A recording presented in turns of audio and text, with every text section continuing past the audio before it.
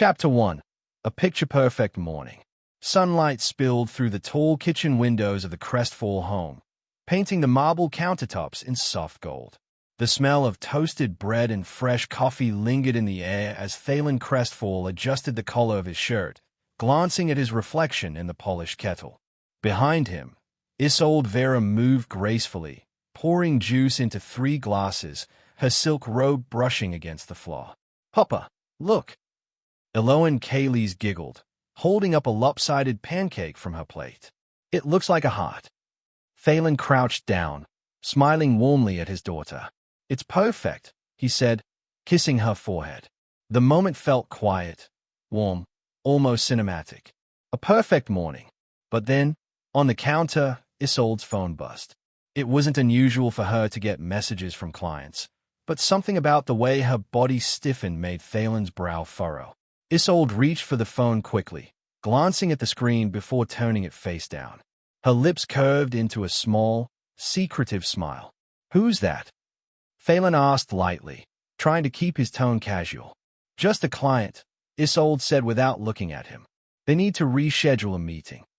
It was believable enough, and yet something in the way she brushed her hair back, too fast, too practiced, made Thalen's chest tighten. He didn't say anything.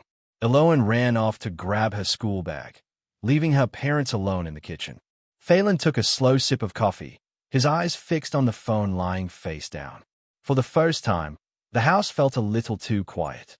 When he drove Eloane to school, he tried to push the thought out of his mind. Isolde had been distracted lately.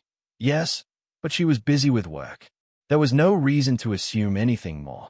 But the thought wouldn't leave him. That evening, the unease grew stronger. At dinner, Isolde barely touched her food. Her eyes flicked to her phone twice, and once, when she thought Thalen wasn't looking, she smiled again. That same faint, secretive smile. After dinner, Thalen walked into the study and stood at the window, watching the streetlights flicker to life. The Vayner household across the street looked peaceful. Aldrin and Muriel's laughter drifted faintly through their open windows. But inside Thalen's chest, an unfamiliar heaviness had settled. He couldn't explain why, but something had shifted tonight. When Isolde went upstairs to put Eloane to bed, Thalen lingered in the kitchen, staring at the phone she'd left behind. His hand hovered over it, just one tap, and he could know the truth. But he pulled back. He wasn't ready to cross that line. Not yet. Instead, he turned off the lights, the kitchen falling into darkness, and climbed the stairs with a quiet resolve beginning to form in his mind. If something was wrong, he would find out. And if there was nothing wrong, then at least he would know. Chapter 2. The Strange Errand. The next morning felt off from the moment Thalen Crestfall woke up. Isolde Vera was already dressed, her hair pinned up neatly, a faint trace of perfume lingering in the air. She was sipping coffee at the kitchen counter, scrolling through her phone, when Thalen walked in. "You're up early," he said, trying to sound casual. "I have a client meeting downtown," she replied, slipping her phone into her handbag. "I'll be back by lunch." Thalen nodded, but something in her tone felt rehearsed, like she'd prepared that answer before he even asked. When she left, Thalen stood by the window, watching her car pull out of the driveway. He glanced at the clock, grabbed his jacket, and followed. He wasn't sure what he expected. Maybe she really did have a meeting. But the unease gnawed at him as he kept a careful distance, staying 2 cars behind. Isolde's car didn't take the usual route toward her office. Instead, she turned toward the old part of town, quiet streets lined with brick buildings, small cafes, and art galleries. She parked outside a corner cafe with ivy climbing the walls. Thalen slowed, parking half a block away.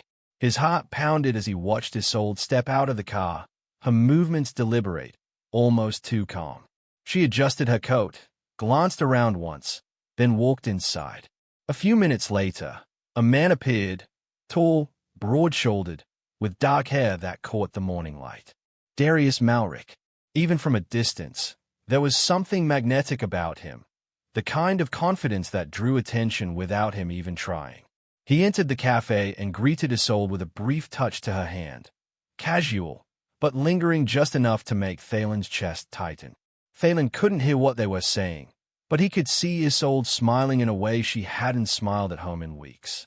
He stayed there, hidden in his car, every second stretching painfully. After half an hour, they left together, walking slowly down the street as if lost in their own world. Phelan's fingers tightened around the steering wheel. He forced himself to stay calm. Storming out now would give him nothing but a scene, and no answers. He followed them until they stopped in front of a bookstore. Darius opened the door for her, and she stepped inside, laughing softly at something he said. Phelan sat there for a long time, staring at the empty street. By the time he returned home, the house felt colder than before. Eloan's laughter echoed faintly from her room, a reminder of what was at stake. That night, over dinner, Phelan said nothing. Isolde acted as though nothing unusual had happened, smiling politely, asking about Eloan's day. But Phelan couldn't shake the image of Darius's hand brushing against hers, or the way Isolde had smiled back. When Isolde went to tuck Eloan into bed, Phelan sat in the living room, his mind racing. The Vena household lights across the street flicked off one by one, leaving the street in silence. Phelan knew this wasn't enough. He needed proof. Not guesses. Not glimpses through a cafe window. As the clock struck midnight, he reached for his phone and typed a message to the one person he trusted, Lyra Draven. Need your help. Discreetly. He hit send and stared at the glowing screen, a storm brewing quietly behind his eyes. Chapter 3, The Hidden Eyes. Phelan Crestfall didn't sleep that night. He stayed in the living room, the glow of his phone the only light in the dark house, waiting for Lyra Draven's reply. It came at 12:37 a.m. Lyra, where and when? Phelan exhaled, relief washing over him. She hadn't asked questions. She didn't need to.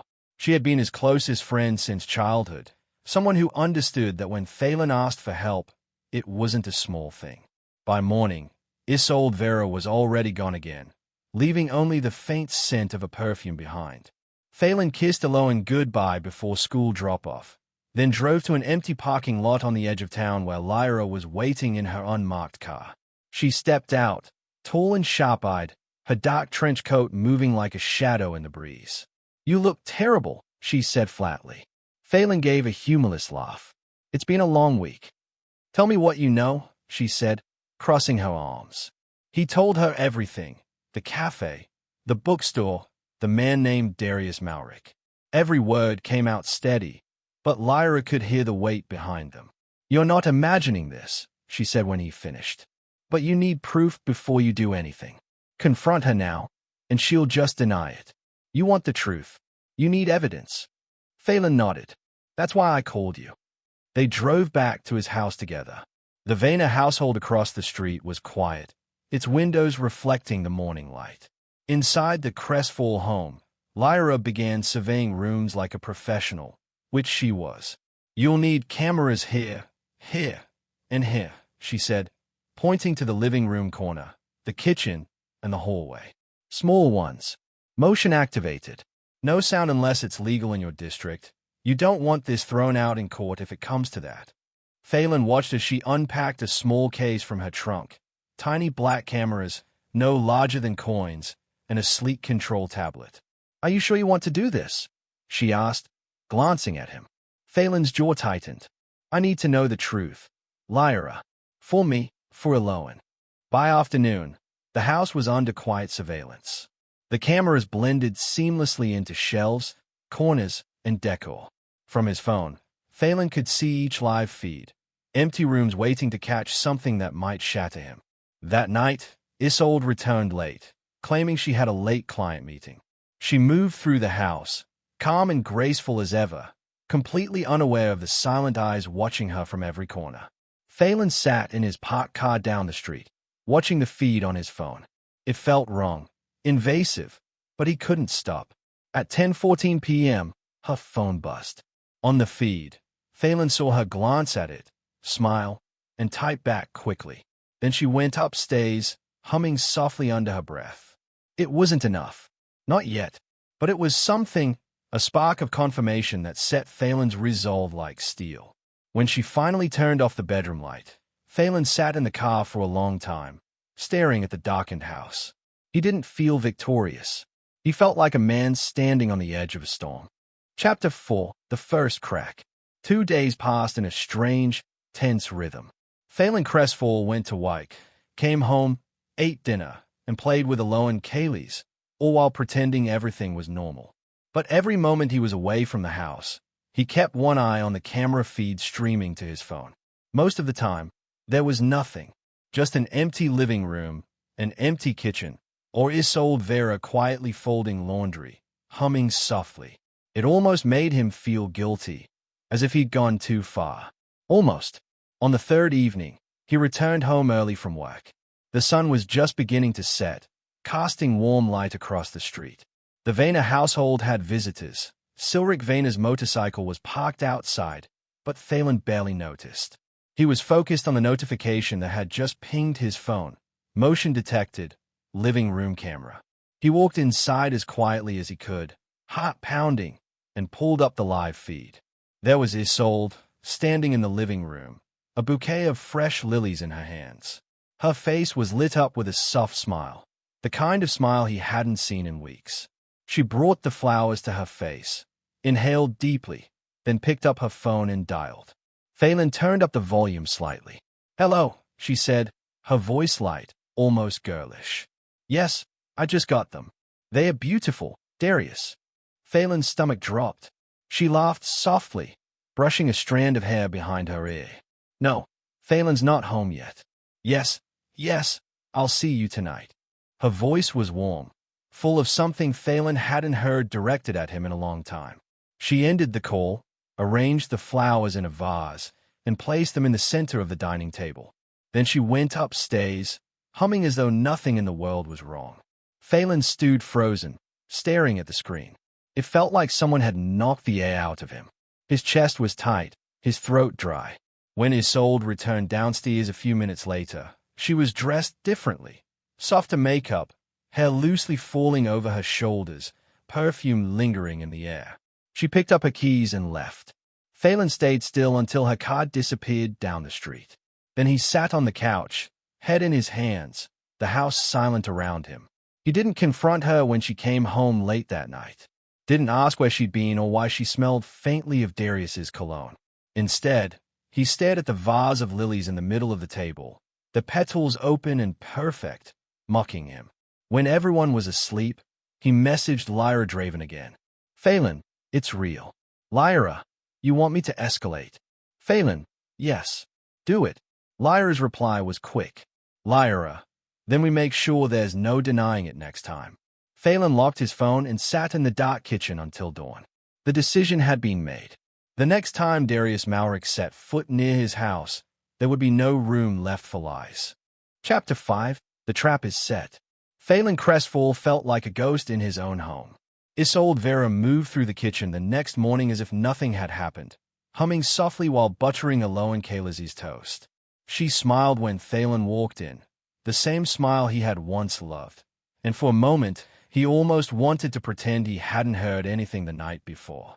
But the image of her clutching Darius Malric's flowers was burned into his mind.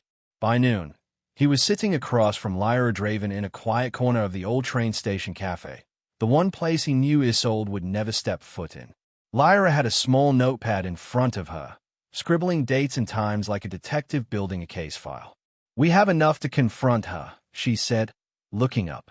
"But I don't think you want a screaming match in your kitchen. You want something that ends this completely. No lies, no excuses." Phelan nodded. His face was pale but steady. "I want her to see what she's done. I want her to feel it. And I want custody of Aloe. If this is going to court, I need undeniable proof." Lyra's sharp gaze softened. "Then we do this right." The plan took shape over black coffee and cold sandwiches. Phelan would tell Isolde he had a business trip 2 nights away. Lyra would activate additional cameras in the bedroom and entryway, ones that only recorded on movement. Phelan would leave just enough time and space for Isolde to think she was safe. That evening, Phelan came home calm, almost cheerful.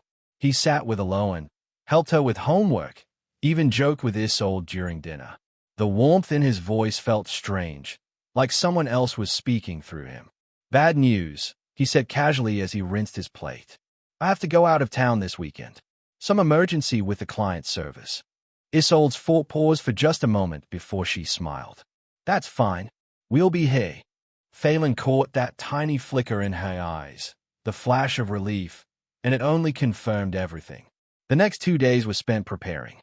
Lyra stopped by under the pretense of dropping off legal paperwork for a case she was working. Together, they installed 2 more hidden devices, one above the front door, another discreetly tucked near the bedroom dresser. By Friday night, the house was wired like a silent witness. Phelan kissed Eloane goodnight, told her he'd see her Sunday, then left with a packed duffel bag and a carefully rehearsed smile. But he didn't go far. His car was parked just 4 blocks away, where he could check the live feeds from his phone. The glow of the screen lit his face in the darkness as he waited. At 8:43 p.m., Isolde appeared on the camera feed, pacing the living room with her phone pressed to her ear. "Yeah," she said, her voice low but clear. "He just left." "Yes, come over." She smiled, that same soft smile that had haunted Phelan for weeks. Phelan's fingers tightened on the phone until his knuckles turned white. This was it. By the time the feed switched to the entryway, his heart was a steady drumbeat in his ears. Darius Malrick's shadow crossed the porch light. Then the door opened, and the man stepped inside like he belonged there. The trap had been set, and Phelan was ready to watch it close. Chapter 6. The night everything changed. The live feed flickered as Darius Malrick stepped inside the Crestfall home, shaking off the evening chill. He looked completely at ease, as though this house, Phelan's house, had become familiar territory. On the screen, Isolde Vera appeared, smiling in a way that made Phelan's stomach knot. She crossed the room quickly, placing a hand on Darius's chest before hugging him. Finally, she murmured. They moved to the kitchen, pouring wine and talking in low voices. The microphones captured enough for Phelan to hear the casual intimacy between them. The soft laughter, the whispered jokes, the way she said his name like it was a secret. Phelan sat motionless in the parked car, every muscle in his body tight. He wanted to look away, but he couldn't. This was what he'd been waiting for. The truth. The feed shifted to the living room camera. Darius placed his jacket over the chair, loosened his tie, and sat back comfortably while Isolde perched on the armrest next to him. "This feels dangerous," she said with a nervous laugh. "Then tell me to leave," Darius replied softly. Isolde hesitated, then leaned down and kissed him.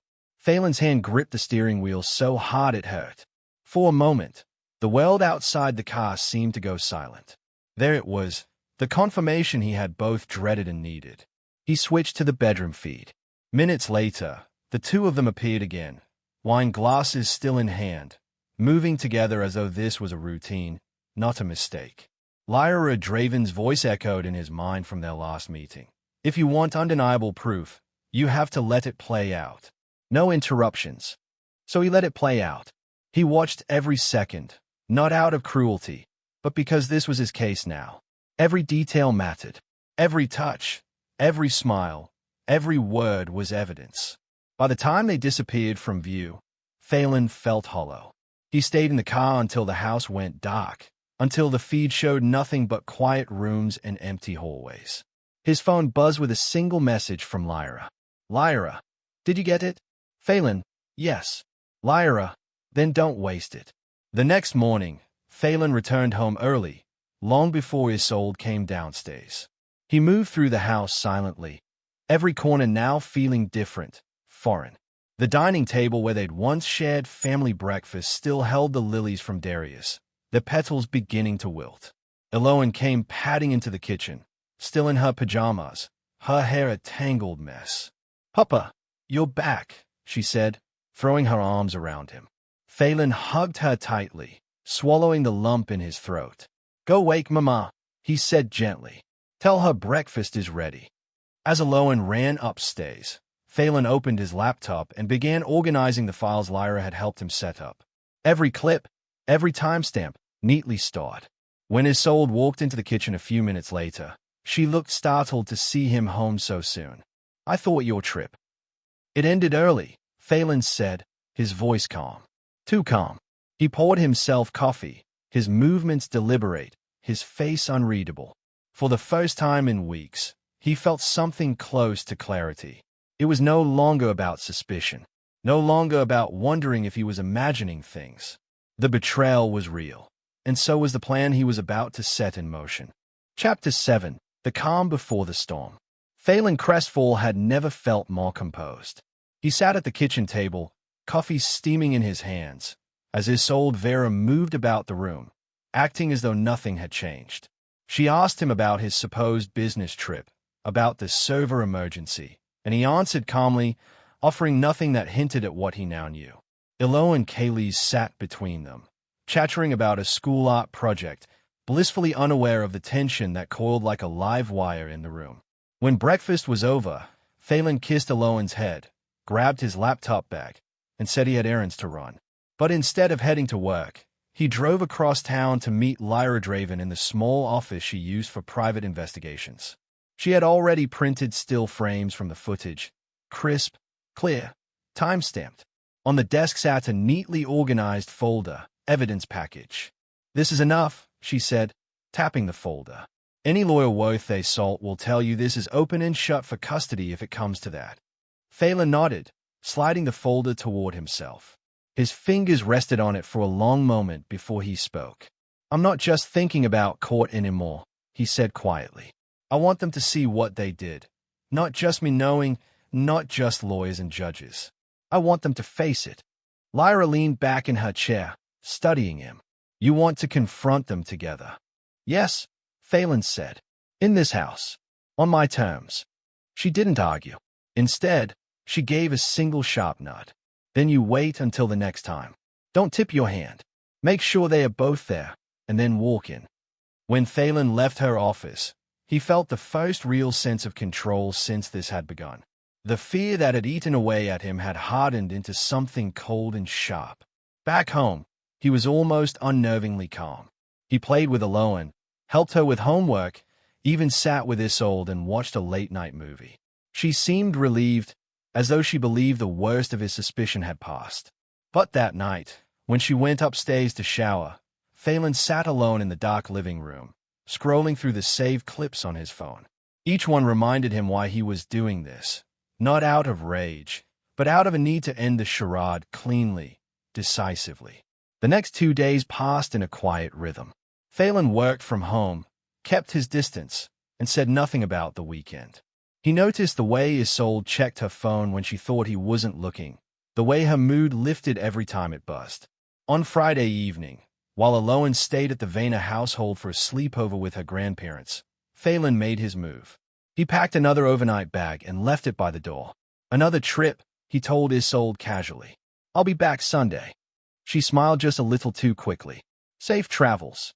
Phelan kissed her cheek, left the house, and parked 3 blocks away, the same as before. At 8:57 p.m., the first notification came through. Motion detected, entryway camera. Darius Malrick stepped into the house again, his hand brushing Isolde's as she closed the door. This time, Phelan didn't just watch. He checked his phone battery, adjusted the camera feed angle for perfect clarity, and waited. The moment of reckoning was coming, and he was going to be standing in that living room when it happened. Chapter 7. The Calm Before the Storm. Phelan Crestfall had never felt more composed. He sat at the kitchen table, coffee steaming in his hands, as Isolde Vera moved about the room, acting as though nothing had changed. She asked him about his supposed business trip, about the server emergency, and he answered calmly, offering nothing that hinted at what he now knew. Ilo and Kaylee sat between them, chattering about a school art project, blissfully unaware of the tension that coiled like a live wire in the room. When breakfast was over, Phelan kissed Eloan's head, grabbed his laptop bag, and said he had errands to run. But instead of heading to work, he drove across town to meet Lyra Draven in the small office she used for private investigations. She had already printed still frames from the footage, crisp, clear, time-stamped. On the desk sat a neatly organized folder, evidence package. "This is enough," she said, tapping the folder. "Any lawyer worth their salt will tell you this is open and shut for custody if it comes to that." Phelan nodded, sliding the folder toward himself. His fingers rested on it for a long moment before he spoke. "I'm not just thinking about court anymore," he said quietly. "I want them to see what they did. Not just me knowing, not just lawyers and judges. I want them to face it. Lyra leaned back in her chair, studying him. You want to confront them together? Yes, Phelan said. In this house. On my terms. She didn't argue. Instead, she gave a single sharp nod. Then you wait until the next time. Don't tip your hand. Make sure they are both there, and then walk in. When Phelan left her office, he felt the first real sense of control since this had begun. The fear that had eaten away at him had hardened into something cold and sharp. Back home, he was almost unnervingly calm. He played with Aloan, helped her with homework, even sat with Isolde and watched a late-night movie.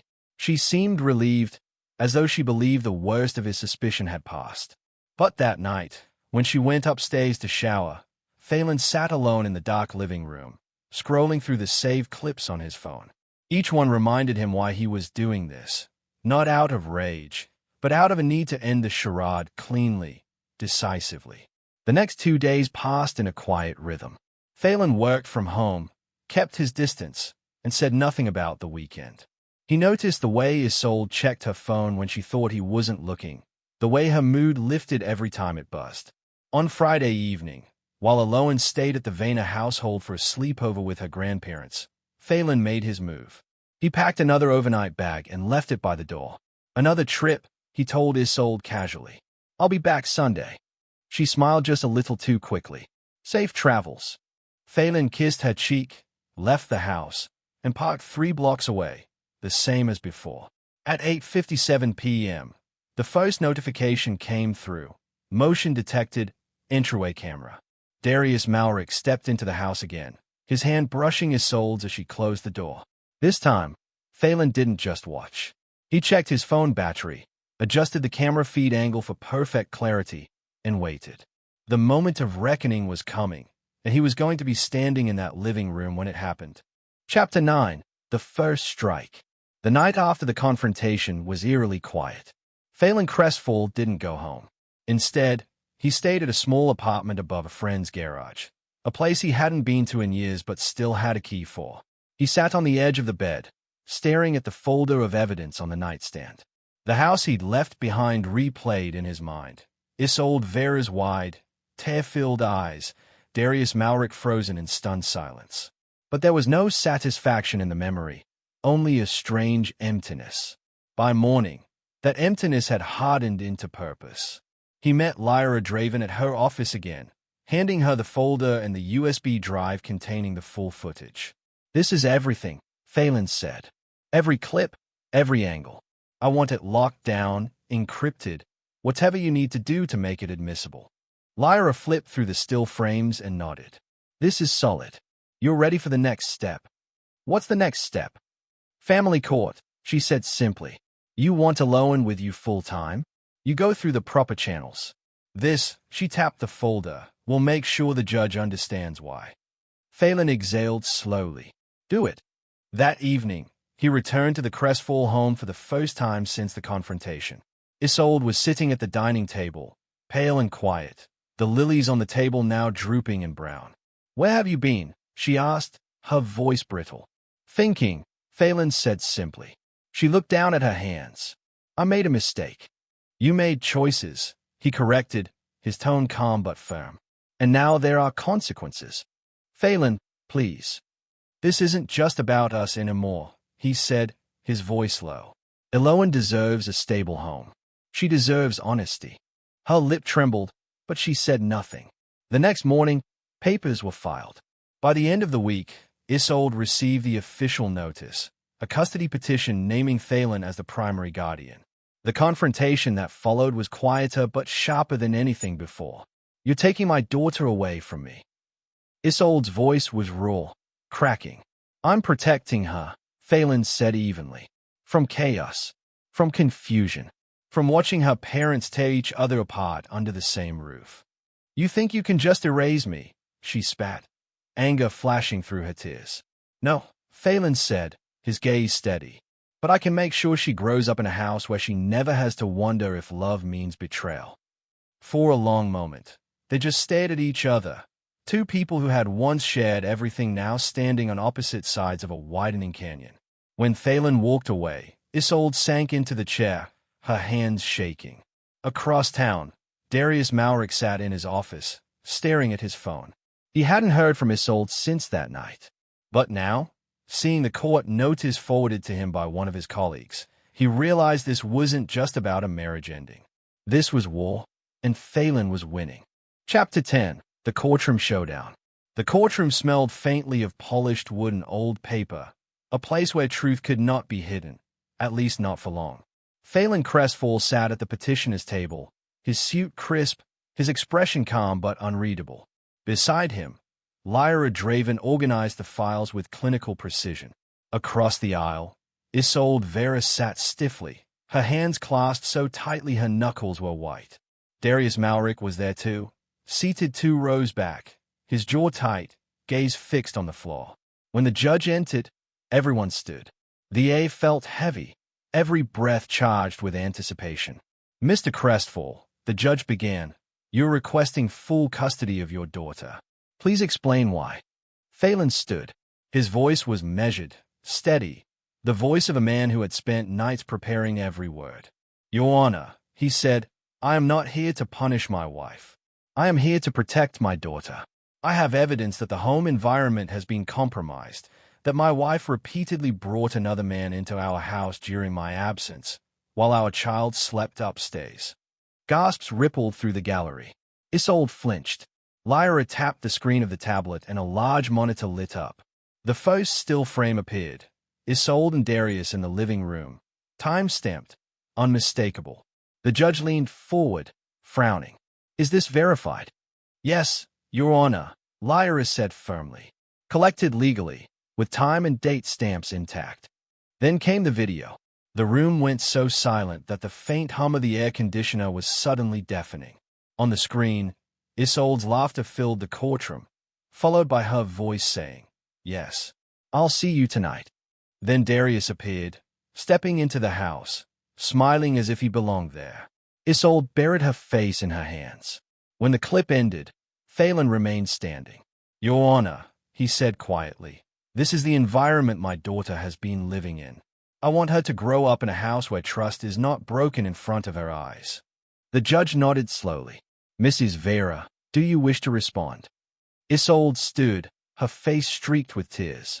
I made a mistake," she whispered. "But I never neglected Aloan. She is my whole world." Lyra rose. "No one is claiming neglect, Your Honor. But the stability of the home has been compromised.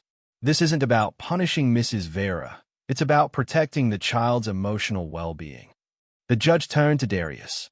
"Mr. Malric, as you were present during several of these incidents, you will answer a few questions." Darius stiffened but nodded.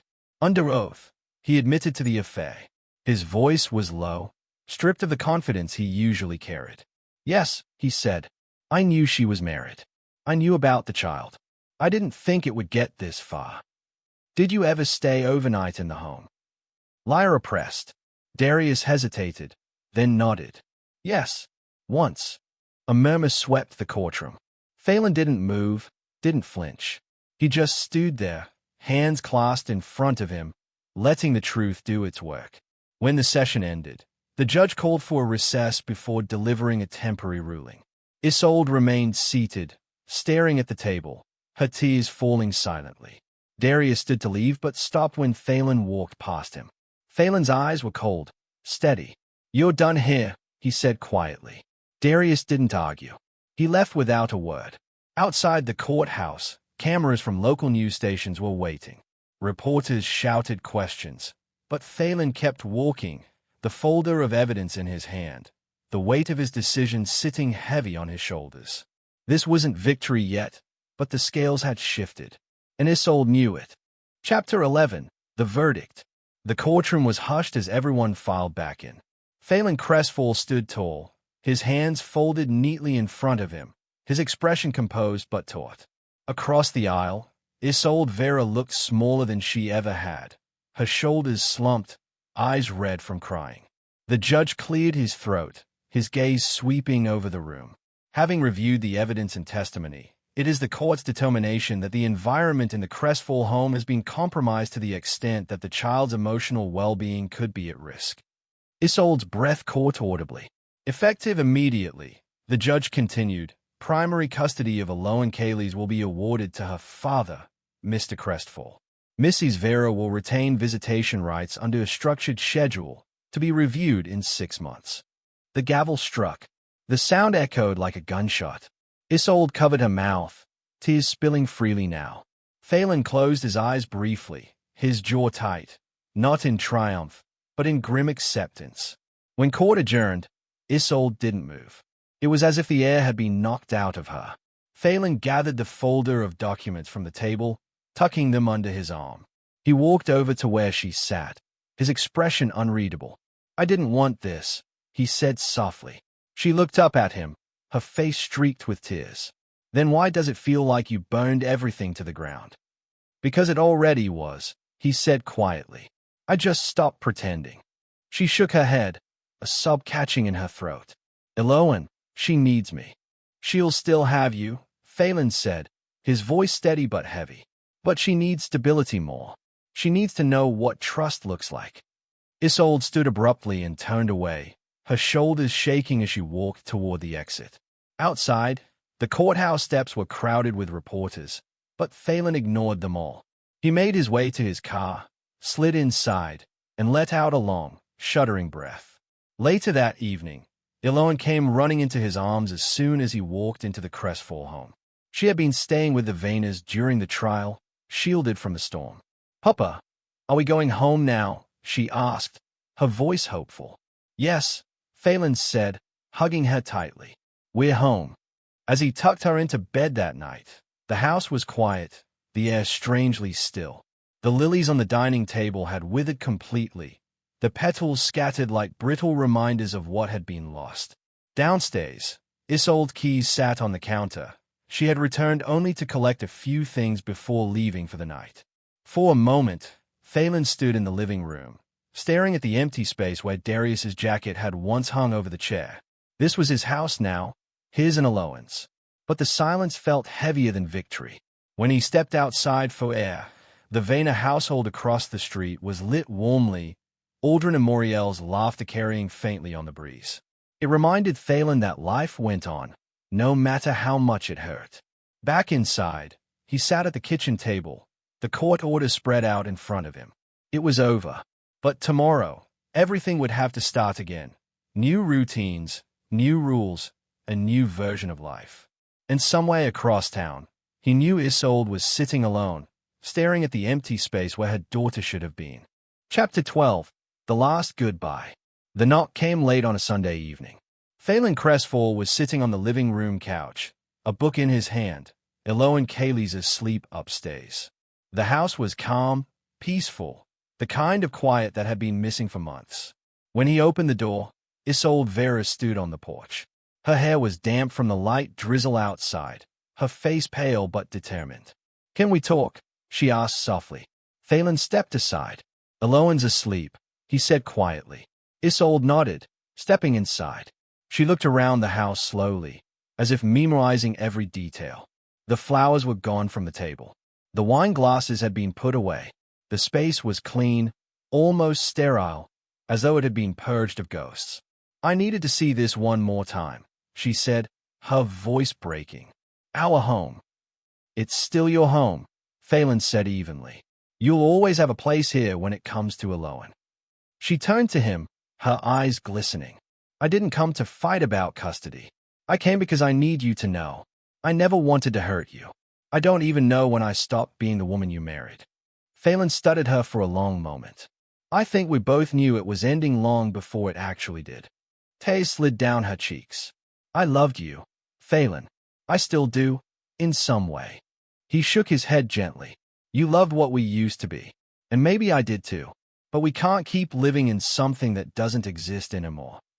Isolde's shoulders sagged, the last of her defenses falling away. "Do you hate me?" "No," Phelan said, and for the first time, there was warmth in his voice. "I don't hate you. I just can't go back." She nodded slowly, accepting it. Then she reached into her bag and pulled out a small wooden frame, a photo of the three of them at the beach last summer, Eloan on Phelan's shoulders, Isolde laughing beside them. I want you to keep this, she said, setting it on the table, so she never forgets we were happy once. Phelan glanced at the photo, then back at her. Thank you. For a long moment, they just stood there, two people who had once shared a life now standing on opposite sides of an unbridgeable gap. Finally, Isolde stepped toward the door. She hesitated, then turned back. Take care of her. Take care of yourself. I will, Phelan said simply. She nodded once, then left. Phelan closed the door behind her and stood there for a long time, listening to the sound of her footsteps fading into the night. When he finally turned back to the living room, his gaze fell on the framed photograph. He picked it up, staring at the frozen moment of happiness. Then he placed it on the mantel, a quiet reminder, not of betrayal, but of what had once been real. Upstairs, Eloane stirred in her sleep, murmuring something softly. Phelan climbed the stairs and stood in the doorway, watching her breathe peacefully. For the first time in weeks, he felt something close to peace. This was the life he had chosen. Hard, painful, but honest. And in that honesty, there was finally room for something new to grow.